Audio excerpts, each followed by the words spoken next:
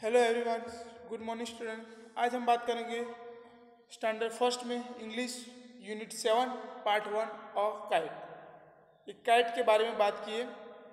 तो इस पोएम में क्या है वो आपको मैं समझा देता हूँ, तो आपको ज़्यादा इजीली रहेगा। तो इस पोएम में एक बच्चा एक पतंग बनना चाहता है।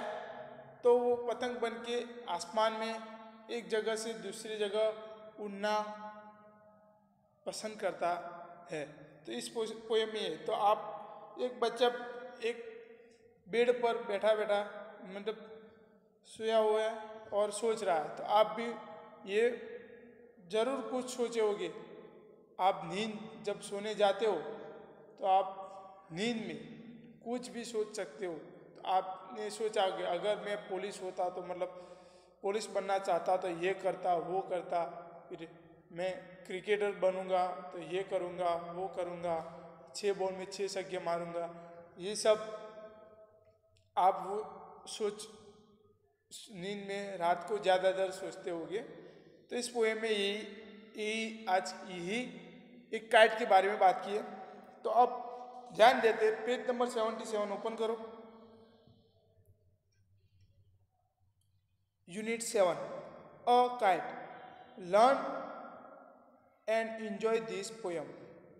I often sit and wish that I could be a kite up in the sky and ride upon the breeze and go whichever way I chance to blow.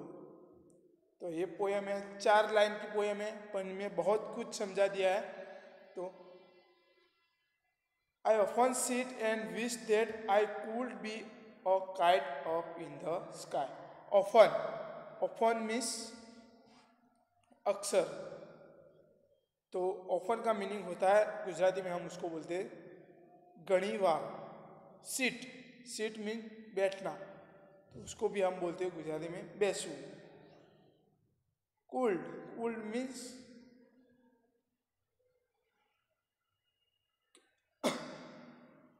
Cooled का मीनिंग होता है जो आसमान पर उड़ना, जो एक जगह से दूसरी जगह मतलब वो एक कुछ करना चाहता है। तो उसका मीनिंग होता है गुजराती में करी शकू। तो हम उसका मीनिंग लिखेंगे। ऑफन का मीनिंग लिखते हैं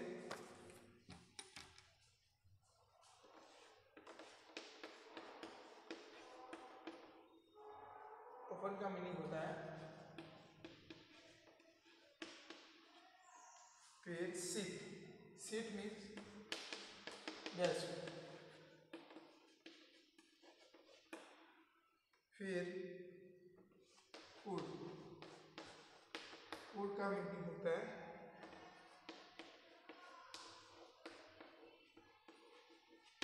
करी शकू।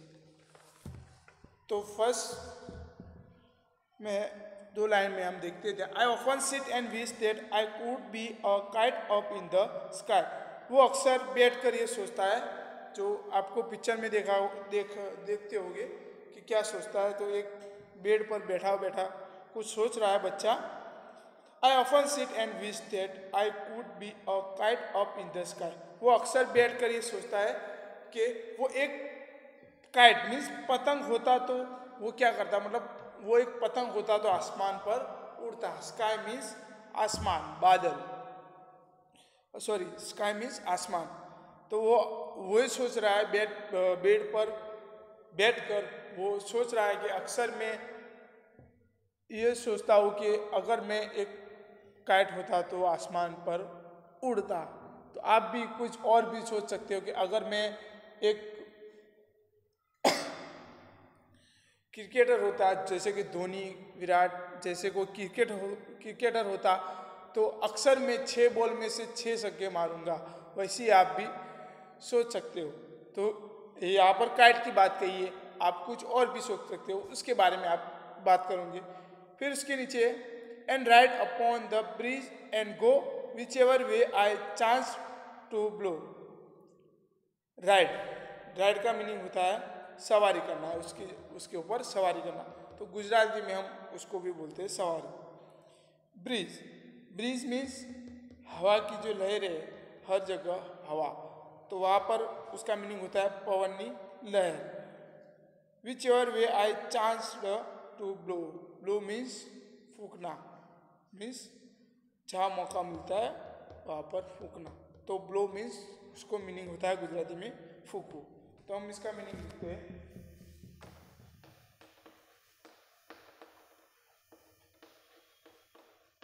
सवारी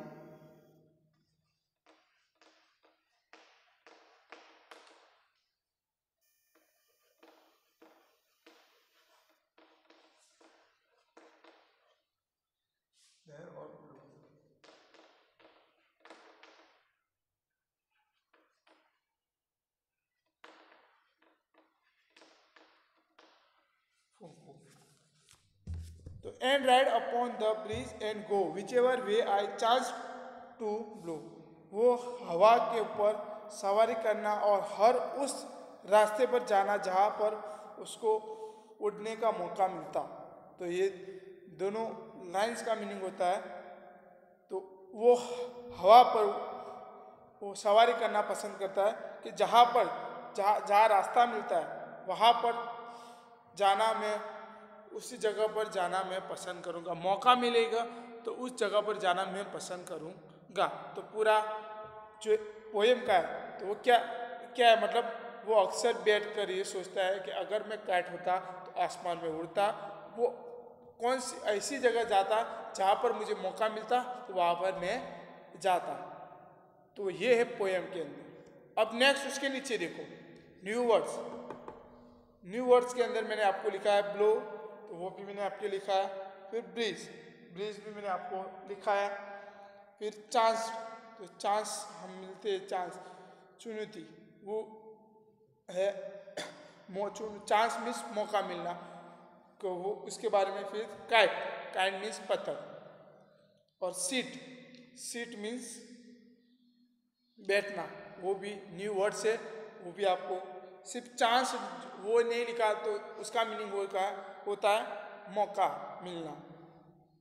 आपको कोई मौका मिलता है कि अगर मुझे जैसे कि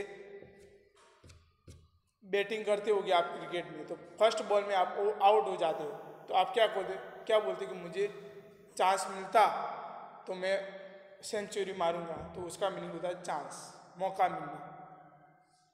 let's read. I can fly a kite, मैं पतंग उड़ा सकता हूँ। I love to sit under a tree, मुझे ट्री के नीचे बैठना पसंद है। अब next,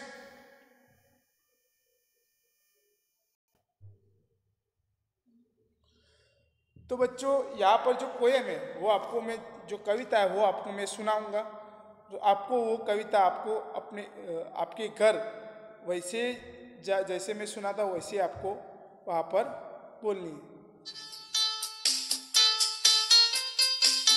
Now children, we are going to hum along but not but roo roo roo roo. Ready?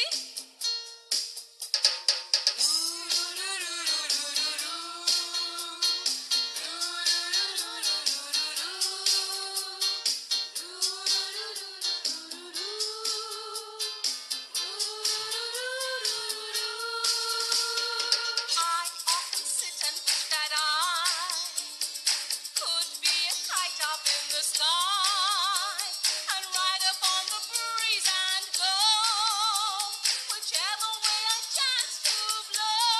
Sing along. I often sit and wish that I could be a kite up in the sky and ride upon the breeze and go whichever way I chance to blow. Whichever way I chance to blow. तो बच्चों ऐसी poem आपको अपने घर बोलनी है। अब next उसके बाद turn your page, page number पर 78 पर हम ध्यान देते हैं। जो क्वेश्चन आंसर है वो आज हम सिखाएंगे। Reading is fun. What does the child wish to be, जो बच्चा है क्या बनना चाहता है। तो बच्चा, आपको पता है कि बच्चा क्या बनना चाहता है, तो बच्चा है एक काइट बनना चाहता है। तो इसका आंसर है the child wish to be a kite. बच्चा एक पतंग बनना चाहता है। तो हम इसका आंसर लिखेंगे। तो आप लोग मेरे साथ में वो आंसर लिख सकते हो।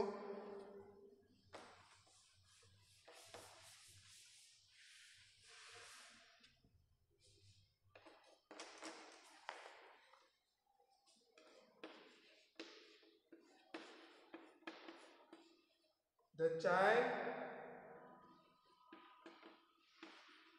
विश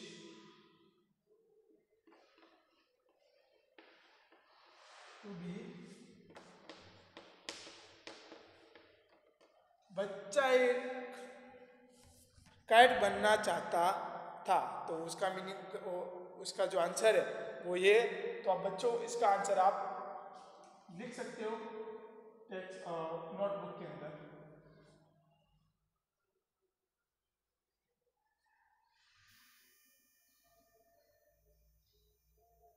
नेक्स्ट उसके नीचे देखो, दूसरा क्वेश्चन है वो हम देखो। दूसरा क्वेश्चन नीचे देखो, what does the child wish to do with the bridge. बच्चा हवा के साथ क्या करना चाहता था। तो आपको पता है कि बच्चा हवा के साथ क्या करना चाहता था। तो बच्चा हवा के साथ, हवा के ऊपर बैठकर सवारी करना चाहता था और उस जगह जाना चाहता था जहाँ पर उसको जाने का मौका मिलता था, उस जगह पर जाना चाहता था। तो वो काइट के बारे में बात की है। तो उसका आंसर है the child wish that do ride upon the bridge and go wherever he got a chance to.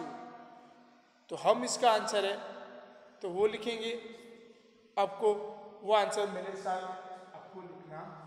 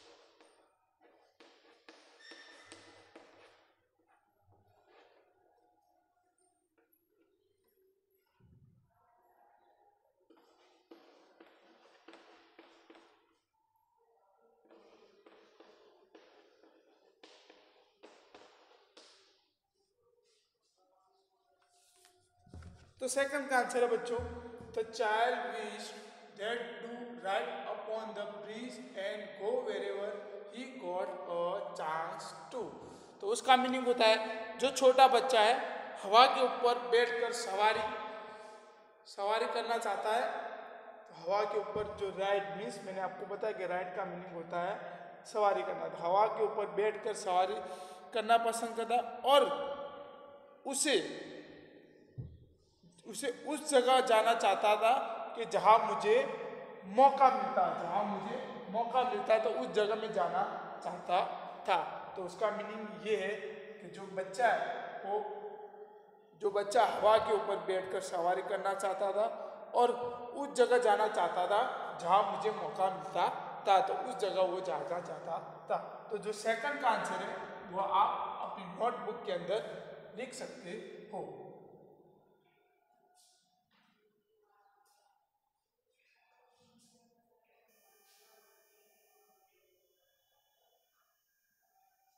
फिर उसके नीचे देखो बच्चों, लेट्स टॉक। उसके भी नीचे दो क्वेश्चन आंसर है। What would you like to be. आप क्या जानना चाहते हो।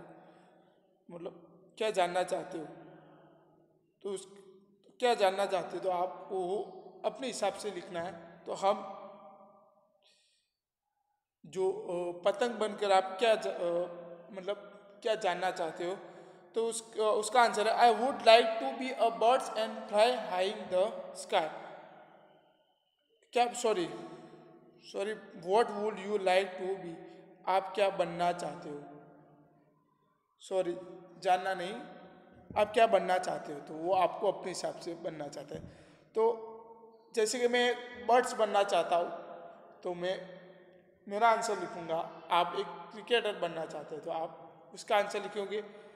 तो I would like to be a bird, मैं चिड़िया बनकर and flying high in the sky, मैं चिड़िया बनकर आसमान के अंदर ऊंचा ऊंचा उड़ना पसंद करूंगा। तो मैं बर्ड बनना चाहता हूँ और आसमान के ऊपर ऊंचा ऊंचा आसमान के ऊपर उड़ना पसंद करूंगा। तो उसका आंसर है, तो वह हम लिखेंगे, वो भी आपको हमारे साथ उसका आंसर लिखना है।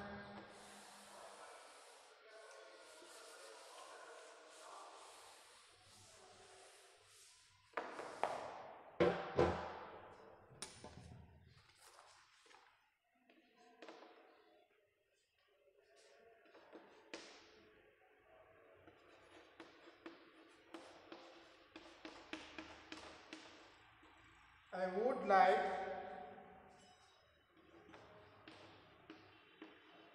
to be a bird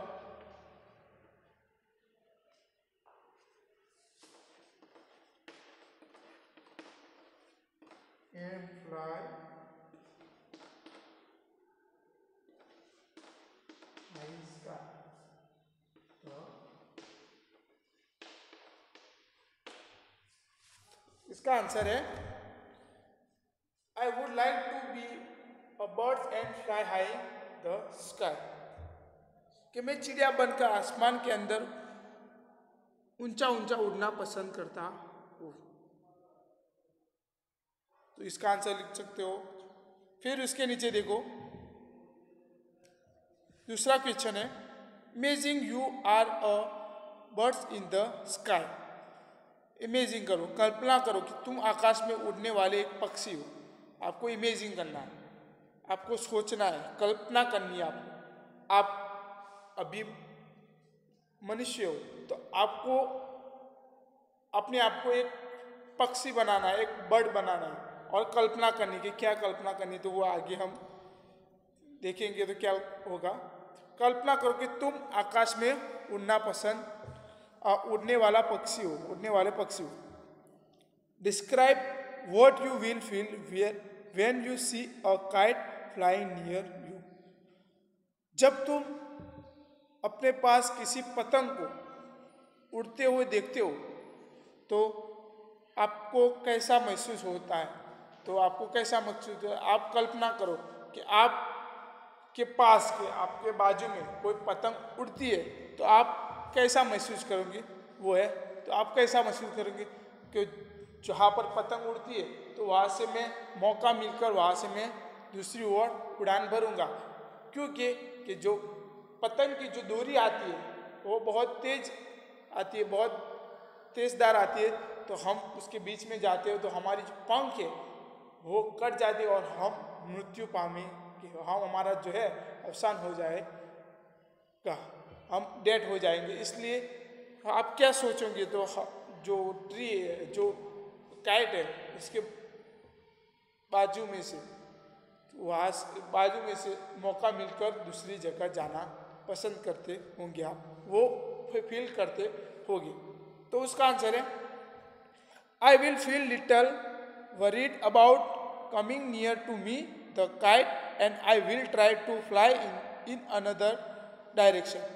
मुझे पतंग के पास आने से थोड़ी थोड़ी बहुत चिंता होगी, क्योंकि और मैं दूसरी दिशा में जाने की और जो क्योंकि मुझे लगे नहीं, इसलिए मैं दूसरी दिशा में जाने की कोशिश करूँगा। तो उसका आंसर है वो हम लिखेंगे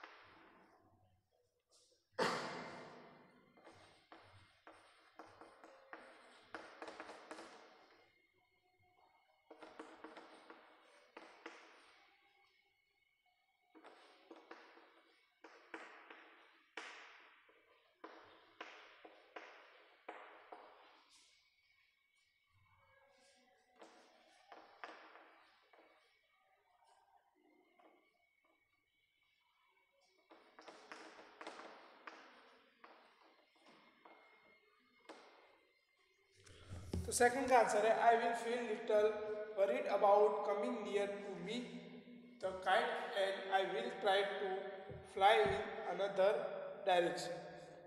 तो उसका मीनिंग होता है कि जो पतंग है उसके पास आने से, जो बर्ड्स बोल रहा है कि जो पतंग है वो मेरे पास आने से मुझे बहुत चिंता हो रही, तो मैं वहाँ से दूसरी जगह दूसरी दिशा में जाने की कोशिश करूँगा। तो इसका आंसर है वो आप नोटबुक के अंदर लिख सकते हो। तो सेकंड का आंसर है वो आप लिख सकते हो।